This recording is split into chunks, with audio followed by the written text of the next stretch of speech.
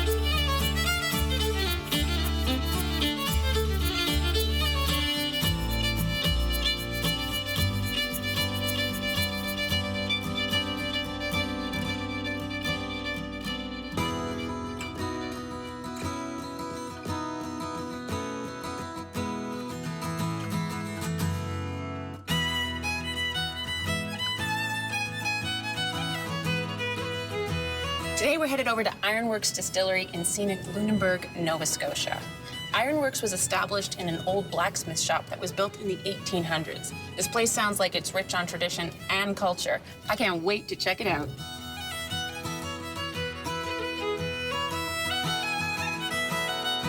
From the moment you step foot into Ironworks Distillery, you are overtaken by the incredible visual history that remains. To get more information on this, I wanted to get the full walkthrough from Colette, the distillery's main tour guide. So, welcome to Ironworks. It's also known as the Thomas Walters Marine Blacksmith Shop. It was built in 1893 and it ran until 2004. 3 generations ran the shop. It was Thomas, and then it was his son John, and then John's son Vernon. And actually Vernon lived right next door in this house here until a few years ago. He passed away at the age of 90. I'm gonna show you a picture here. So, in this picture, this right here is Thomas. And then Vernon, the 90-year-old man next door, this little boy in the picture, that's actually his father. Wow. Yeah. When was this picture taken? I think it was around 1903. And so this was actually a working blacksmith shop until 2004? It was. That's phenomenal. It is. And as you can see, the original floors. Here you can see all the burn marks, things like that. And they worked on a few ships that you might have known of, the Blue Nose 2, and the Bounty, and many, many more. So it was a very busy port here. Lynn and Pierre found this awesome building, and in 2010, they opened the doors and they had a vodka, cranberry liqueur, a pear eau de vie, and an apple brandy. And from there on, you can see that they have quite a line right now. Just below the original flooring is where the process begins for the distillery's many products. This is our fermentation room. So this is where everything begins. So down here, we have 15 2,000-liter stainless steel tanks. And in the tanks, we have apples, pears, or molasses at some point. And all we do is just add a yeast to the tanks. When we add yeast to the tanks, it eats the sugars. And when it eats the sugars, it off-gases CO2 and it off-gases alcohol. The CO2 just vents out and the alcohol is what we want. For molasses, it would take about 4 to 6 weeks for it to eat the sugars. And for apples, only about 10 days. And for pears, it takes a little bit longer. It's about 5 to 6 weeks. When it is ready to go, we would just hook this hose onto the tank, and then we would just pump it up to the still 220 liters at a time. Wonderful. Mm-hmm. From the very beginning to the final stages, we now head deep into the distillery to learn about the aging process. This is the barrel room. So down here, you're gonna see a couple of different types of barrels. So first of all, we'll talk about these ones here. So these ones are older, once used Kentucky, Tennessee bourbon barrels, and that is what we age our rums in. And inside of these barrels, this is what they look like. Oh. Very charred. And charring is good because it opens up the wood grain and it makes it more porous, so the alcohol will seep in better. And it goes through a thing of expansion and contraction. And so expansion is when it opens up and it allows the alcohol to seep in warmer temperatures. And then contraction happens when it's cooler. And when that happens, it pushes the alcohol out. Ah. So every time it pushes out flavors of bourbon and the sugar notes, flavors from the wood. Right over here, those are Hungarian oak barrels. And so they are brand new when we get them. And so we age apple brandy for about 3 years in those. And we have pear eau de vies that we age from 6 months to a year. And we started aging gin in those. So yeah, it's fun. That sounds really good. Yeah. And now inside of those, it's just a medium toast, so it's not quite charred as much. And we get different flavors from those. We get some earthiness, some grassy notes, surprising, some spices, smokiness, vanilla notes. So barrel aging is actually quite an art form. After getting the full tour, I now wanted to learn more about Colette and her journey to becoming part of the Ironworks Distillery family. How long have you been working here, Colette? This is my 4th year. And what brought you here? Were you from Lunenburg? No, I originally am from Newfoundland, and I was living in Victoria, BC, and we came back here for vacations every year, and then 5 years ago, we decided to stay. And then what brought you into Ironworks? Well, buying alcohol, which I really loved. I love that they use local fruit, just that they try to do everything as local as possible. So I just fell in love with that. Was there a particular product of theirs that you tried and it kind of just changed you? There was a few. So the Blue Nose rum is quite amazing. It's very smooth. It was a really, really nice rum. So when I had that one, I realized that I didn't want to drink any more rums, only Ironworks Blue Nose rum. And then their vodka is amazing too, because it's made with apples, so it's quite unique. And it just has a wonderful flavor. It sounds like you're very close here. The crew that works here seems to be really like a tight-knit group. It is, actually. A lot of people say that every time I do my tours. They said, I can tell that you really love this place. And yeah, it is like a little family. If you met someone on the street and you're like, you have to go, and you only have time for one, which one do they have to try? I was going to say the Blue Nose rum, but now we have a rumboat rum. That one we aged on a boat in the harbor here. And so we aged it in our cellars for 3 years in a bourbon barrel, and then we aged it out on the boat in a Hungarian oak barrel. And so the motion of the ocean really moves the alcohol around in the barrel. Salt, air, humidity, everything changes the flavor. And then on January 4th, our boat crashed. Oh. Yeah, and so we have a rumboat rum that I really love. It's very flavorful also, and it's just so unique. And I would say that's probably my favorite right now. The rumboat rum. Right, and so we call this one our shipwrecked edition. Next up on Sláinte. It's now time to talk to the owners as we learn all about the importance of their branding and learn more about their decision to launch their rumboat.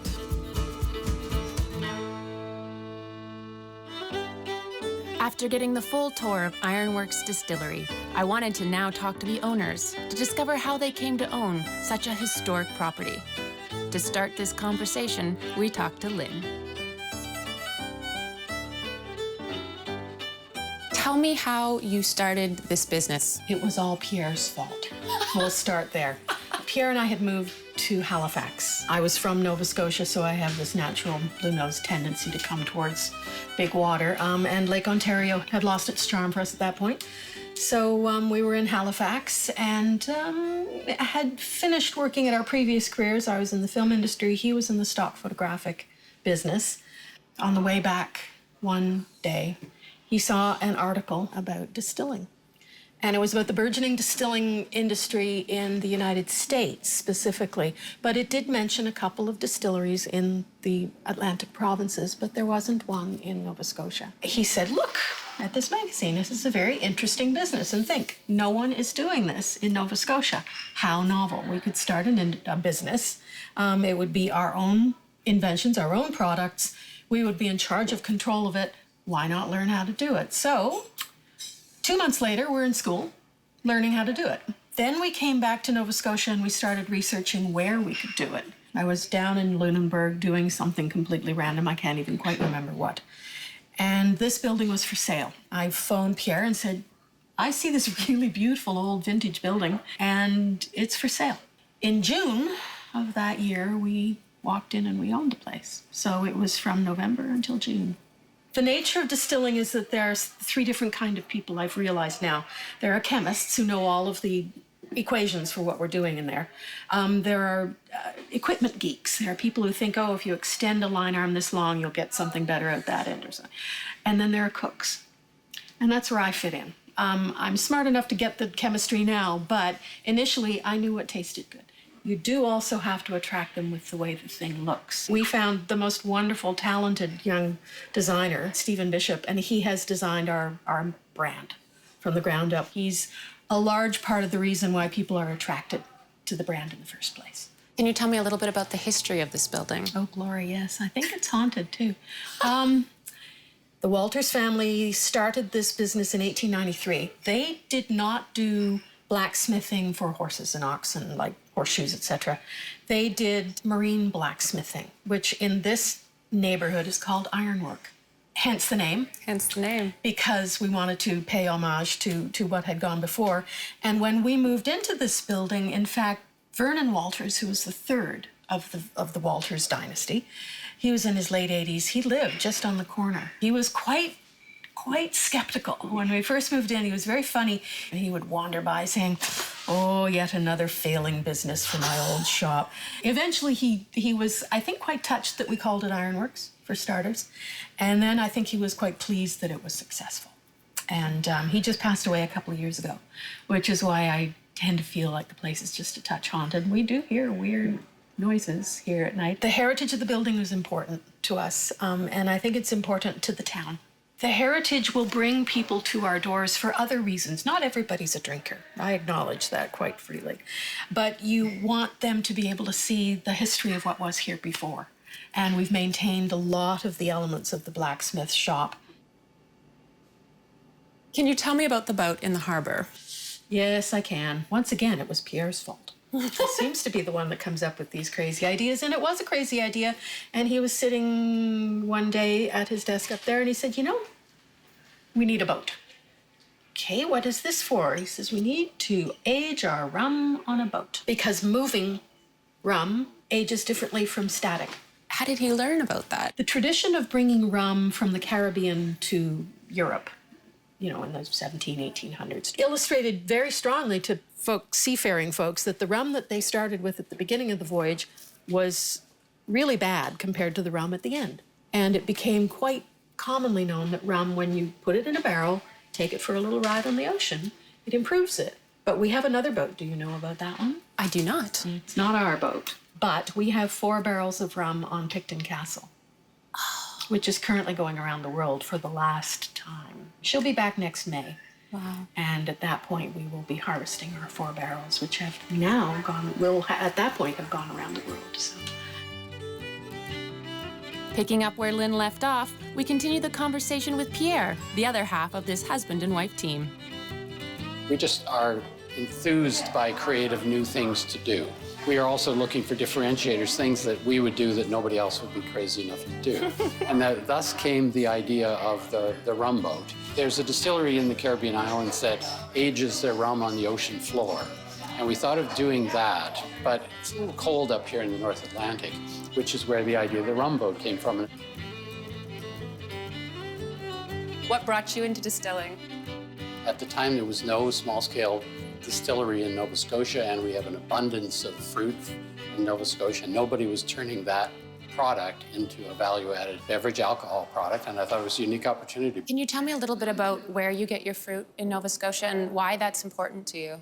Well, it's important because in order to truly be local, and because we wanted to build this business around the agricultural product of Nova Scotia, getting it locally makes a great deal of sense to us. The closest fruit we get are the cranberries, which come from Terra Biata, which is 7 kilometers down the road. Our blueberries come from West Caledonia, from Van Dyke's blueberries. And a lot of the other fruit comes from Webster's Farms in Cambridge in the valley. And a lot of the apples and pears are all from that part of the valley. Right now we're in the middle of putting the bottles in the trees for our pear in the bottle product. Tell me more about that. You're putting the bottles in the trees? So you go to the orchard when the buds or the blossoms have turned into fruit, and the fruit has started to grow. And when the fruit is just about getting too big to fit in the neck of the bottle, you bring the bottles to the trees, you tie the bottles upside down, and you keep the pear connected to the stem, you push it far up inside, and in September you go back and you have a pear in the bottle. I know, it's kind of magical. Can you tell me about what you see for the future for Ironworks? Sometimes it's hard to tone down the ambition gene and think, okay, what's the best for the business and what's the best position for the business? Our strengths are in our smallness because we have a wonderful array of people who come through every summer, Lunenburg being such a hot tourist destination. And we sell so many products directly to customers. We want to be small, we want to be dynamic, we want to play with all kinds of different products because we enjoy that. We enjoy the exploration of finding and developing new products. And those are our strengths once we get into the big world of global booze, where Nova Scotia may not mean anything to the customer and Nova Scotia fruit may not mean anything.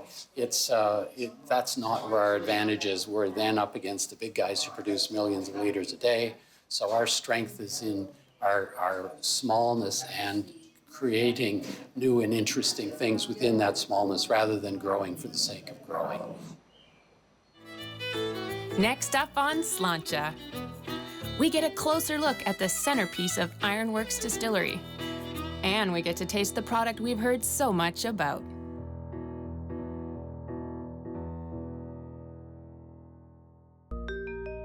From the rumboat to the immense history, we've seemingly learned all there is to learn about Ironworks Distillery. However, I wanted to get a closer look at the centerpiece of the building, the still.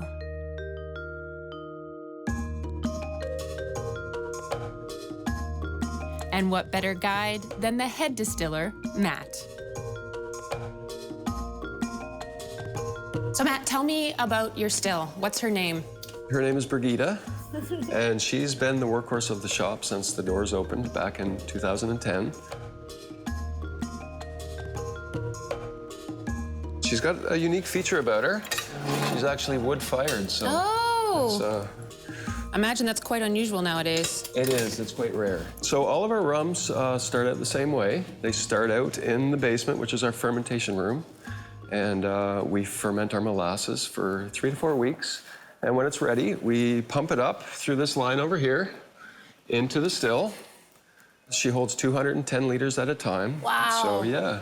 So I'll fill that up, fill the copper pot up, and what you see here is actually a stainless steel water jacket. So the pot actually sits in the water jacket, and the fire heats the water heats the alcohol mixture, and that starts the whole process. What allows this whole process to take place is that alcohol boils at a lower point than water. So we use that to separate the alcohol. So as the still heats up, the alcohol will evaporate up into the hat here, and it will move across to this middle column, which is the reflux column. And this is basically where all the refining takes place. What happens, there's a copper coil in here, and that's just to maximize the copper exposure in the vapor stream so it contacts as much as possible and purifies it. It will work its way up to the top where it contacts the pre-condenser, which starts the cooling process. So only the purest alcohols will move past that point. Once they get through the pre-condenser, they will move across to the cold water condenser here. And this is where the vapor turns back into a liquid and runs out through here where we capture it. And that's alcohol? That's alcohol right there. Oh, Yep. wow. After learning how it's made, it's now time to try the extensive product line of Ironworks Distillery.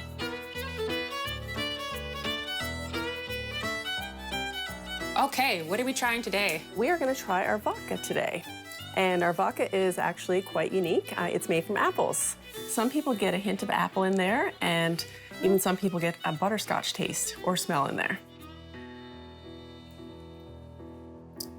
That's really interesting. It is. A little bit of caramel. It's Yeah. actually very easy to drink. Right. Very smooth. That's very nice. Mm-hmm. Next one is apple brandy. This one we aged in Hungarian oak barrel that I showed you for 3 years. Yeah, and so this one gives you a nice little warm feeling. More than the last one? Yes. Thank you. You're welcome. I love the color. Mm-hmm. Oh, it smells oaky. Mm-hmm. Very. Yeah. A little more earthy tone. Mm-hmm. A little warm spice. That's really good. It reminds me of like a caramel candy apple. Like it's really Yeah, got quite it a does. sweetness to Yeah. it. That's very nice. So next up, we're gonna try our Rumboat rum. So we age it in-house for 3 years in a bourbon barrel, and then we age it for 1 year on a boat in a Hungarian oak barrel. So the 2 different barrels gives it a lot of flavor, and quite unique also again, because on January 4th, it crashed into the rocks. Yeah, so this one is called Shipwrecked Edition. So you definitely have to try this one. Okay. It smells salty. That's cool. Yeah. Very nice. Very nice. And some people get coconut flavors in there. I've even heard pineapple. It's just so many. Coconut. Yeah. Absolutely. I'm surprised that it would taste so tropical. So our next one, this is our signature product. This is our Blue Nose Dark Spice Rum. So yeah, so with this one, we age it in our bourbon barrels for 2 years, and then we blend in caramel, molasses, and a little bit of spice. Wow. I love how dark it is. Is that the molasses? It is.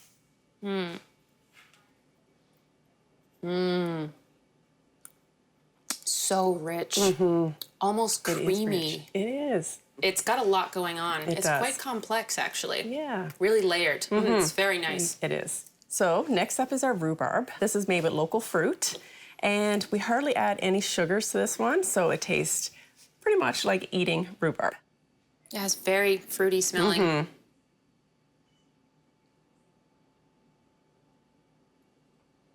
Oh, wow. Isn't that refreshing? This is delightful. This is really nice.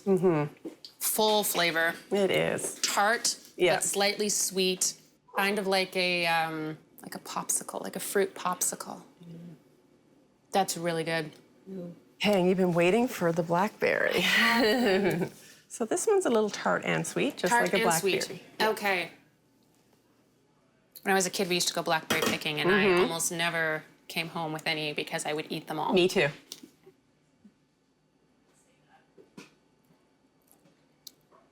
It's everything I dreamed it would be. It tastes like blackberries. It tastes like blackberry juice. Yeah, This is amazing. it is. I would Yeah. never have thought that this had gone through any kind of process except literally a squished fruit. Yeah. It's exactly Yep. just juice. And that's, yeah, we don't add anything. It's all natural. Oh, wow. So good. Pure blackberry. That's wonderful. Yeah. Oh, wow. I hope you Okay. enjoyed. I did. Good. Now I have to decide which ones I must take home with me.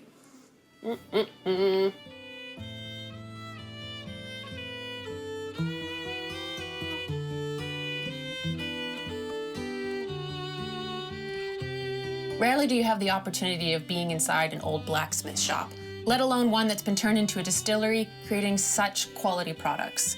It's clear to me, after talking with Lynn and Pierre, how much they care about the people around them, including their family that they've created here at Ironworks. They've got wonderful ideas, and they're always pushing the boundaries for what's next. Definitely gonna have to come back in May to try the Picton Castle edition. In the meantime, my favorites right now are gonna be the rhubarb. That is delightfully crisp and refreshing. The blackberry, because it just reminds me of jam. And I'm definitely gonna have to take home their signature Blue Nose rum. So remember, guys, if you're ever in the Lunenburg area, I highly recommend you make Ironworks Distillery one of your top destinations.